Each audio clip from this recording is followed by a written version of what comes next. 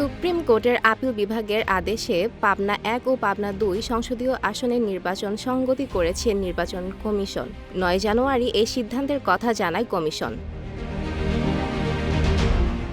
নিশ্চিত করে নির্বাচন কমিশনার আব্দুল রহমানেল মাসুদ বলেন, আপিল বিভাগের আদেশের পরিপ্রেক্ষিতেই পাবনা ১ ও পাবনা ২ আসনের নির্বাচন সংগতি করা হয়েছে। কিউব হোল্ডিংসের গল্পে সেই রেখাটি আঁকা হয়েছিল আজ থেকে ১ যুগ আগে। নকশাই আমাদের ভাষা। Cube holdings limited.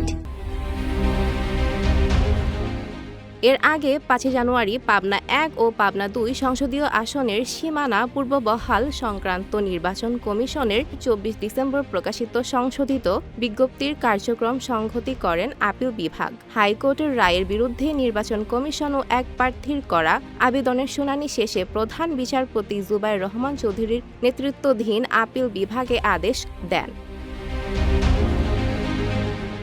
প্রসঙ্গত, ত্রয়োদশ জাতীয় সংসদ নির্বাচন সামনে রেখে গত ৪ সেপ্টেম্বর সংসদীয় আসন পুনর্বিন্যাস করে গেজেট প্রকাশ করে নির্বাচন কমিশন। ওই গেজেটে সাঁথিয়া উপজেলা নিয়ে পাবনা ১ এবং সুজানগড় ও বেড়া উপজেলা নিয়ে পাবনা ২ আসন নির্ধারণ করা হয়। ওই গ্যাজেটের বৈধতা চ্যালেঞ্জ করে বেড়া উপজেলার বাসিন্দা জহিরুল ইসলাম ও সাঁথিয়া উপজেলার বাসিন্দা আবু সাইদ হাইকোর্ট রিট করেন। শুনানি শেষে হাইকোর্ট গ্যাজেটের সংশ্লিষ্ট অংশ আইনগত বিকল্প ব্যবস্থা ঘোষণা করেন এবং আগের সীমানা পূর্ব বহালের নির্দেশ দেন।